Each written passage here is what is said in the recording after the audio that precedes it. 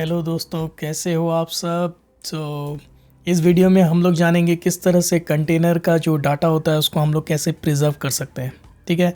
तो most of the time container क्या होते हैं कि वो डिस्पोज करने के लिए बने होते हैं। माने आपको जब नया कंटेनर चाहिए तो आप पुराना कंटेनर को सीधा डिलीट मारो और नया कंटेनर डिप्लॉय कर दो। Just like a cattle, not like a PAT, right. तो लेकिन एक इशू आता है यार कि मान लो कंटेनर में जो डाटा होता है ना, जैसे मान लो कि अगर कंटेनर में कोई एक फ़ाइल रखा है, कोई मान लो किसी ने सोर्स कोड रख दिया है या किसी ने ऐसा एप्लीकेशन लिखा है जो कंटेनर के अंदर की कुछ फ़ाइल में सेव कर रहा है कोई डाटा, कोई इंपॉर्टेंट इन्फॉर्मेशन, और आप अगर उस कंटेनर को डिलीट कर देते हो तो उसके अंदर में रखा हुआ जो फाइल होता है वो लॉस्ट हो जाता है, वो आपको मिलता नहीं है। ठीक है।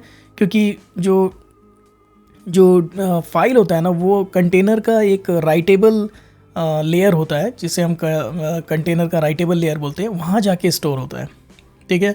और उसमें से डाटा को लाना इज़ वेरी डिफ़िकल्ट। तो most of the time Docker में अगर आप हो और वो कंटेनर की डाटा को आपको वहाँ से रीड करना है तो मोस्टली आपको कॉपी करना पड़ता है अपने होस्ट कंप्यूटर पे और फिर उसको फिर रीड करना पड़ता है। ठीक है। तो दूसरा एक प्रॉब्लम क्या आता है कि मान लो जो कंटेनर का जो राइटेबल लेयर होता है ना वो बहुत ही कपल्ड होता है एकदम होस्ट मशीन के साथ। आपका जो होस्ट कंप्यूटर है उसके अंदर जो होस्ट ऑपरेटिंग सिस्टम है उसके साथ वो कपल्ड होता है। ठीक है। तो अभी उसको अलग अलग जगह में अगर लेके जाना है कंटेनर को तो that is very difficult. You can think of it, right. तो आपका जो डाटा है उसको आप किसी और जगह में ले जाना थोड़ा मुश्किल है। ठीक है।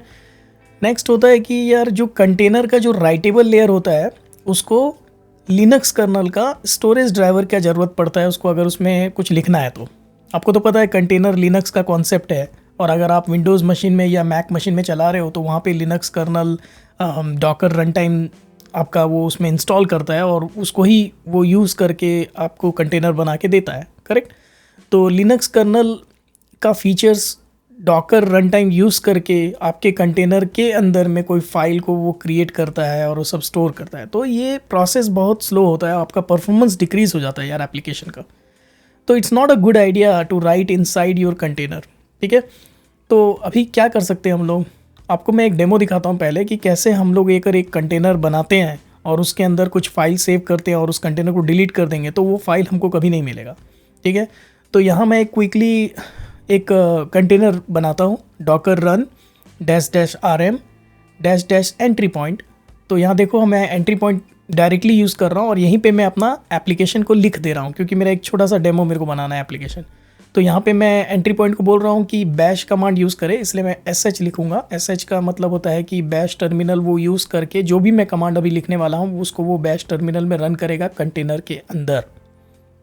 ठीक है।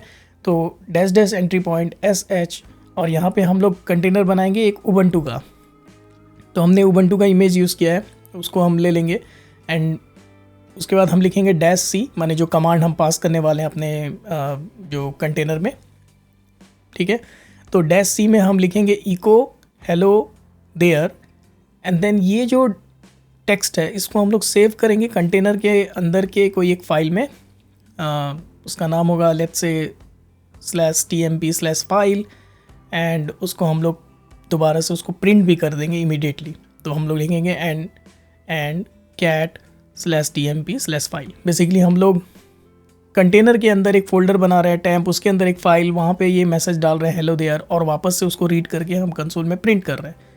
तो अगर मैं अभी इस कंटेनर को रन करूँगा तो मुझे वो मैसेज दिखाई देना चाहिए हेलो देयर करके। ठीक है। तो आप देख सकते हो हेलो देयर प्रिंट हो गया।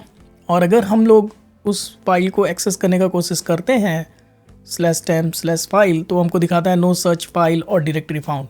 ठीक है। इसका मतलब साफ है कि यार वो कंटेनर डिलीट हो गया और उसके अंदर का जो भी फाइल है वो हमको नहीं मिला। ठीक है। अभी आप पूछोगे कि यार कंटेनर अगर डिलीट नहीं करेंगे तो उसका फ़ाइल मिल सकता है क्या। तो उसका आंसर ये है कि फ़ाइल उसमें रहेगा लेकिन उसको एक्सेस करना इतना आसान नहीं होगा। आपको उसको बार बार कॉपी करना होगा डॉकर का कुछ कमांड यूज़ करके अपने होस्ट मशीन पे और फिर उसको एक्सेस करना होगा। और जैसे कि मैंने आपको बताया कि फ़ाइल उसमें रखना इज़ एंटी पैटर्न, क्योंकि there are 3 different reasons that I told already कि वो 3 रीज़न के कारण आपको नहीं रखना चाहिए। It's not a advisable way to do that. ठीक है। तो इसके लिए क्या करें, कहाँ रखें फाइल, ठीक है। तो उसके लिए डॉकर के पास एक कॉन्सेप्ट है, उसे कहते हैं वॉल्यूम्स, ठीक है।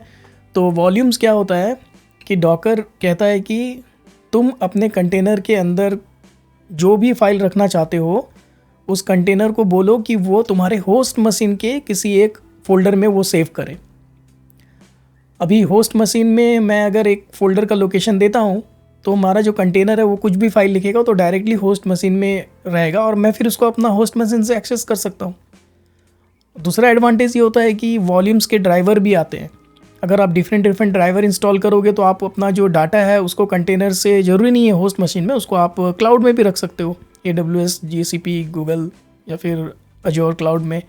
तो वो डाटा कहीं भी रह सकता है, तो पोर्टेबिलिटी बढ़ जाती है डाटा की। अब कल को कंटेनर अगर डाई कर जाता है तो भी आपका जो डाटा है वो आपके पास पड़ा रहेगा, ठीक है। तो ये वॉल्यूम जो होता है is just like a mapping a folder और file from your host machine और क्लाउड टू द कंटेनर। और दूसरा क्या होता है कि मल्टीपल कंटेनर्स एक होस्ट मशीन की किसी एक फ़ोल्डर को रेफ़र करके अपना फाइल सेव भी कर सकते हैं, और या फिर आप अलग अलग भी बना लो, इट्स योर चॉइस, ठीक है। तो इस वीडियो में हम लोग वॉल्यूम कॉन्सेप्ट यूज़ करेंगे कंटेनर का। तो अभी हम लोग जाते हैं वापस से अपना जो कमांड लाइन हम लोग लिखे थे, और वहाँ पे मैंने जो कमांड लाइन लिखा था वो बेसिकली कंटेनर के अंदर /temp फोल्डर बना रहा है, राइट। उसके अंदर एक फ़ाइल बन रहा है ना, फाइल करके। तो मैं जो /temp करके जो फोल्डर है उसको मैं मैप कर देता हूँ अपना होस्ट मशीन में /tmp/कंटेनर से। तो मैं यहाँ लिखूँगा -v/tmp/container:/tmp/। इसका मतलब ये हुआ कि आउटसाइड इनसाइड का कॉन्सेप्ट याद है आपको मैपिंग का, जैसे मैंने पोर्ट में सिखाया था।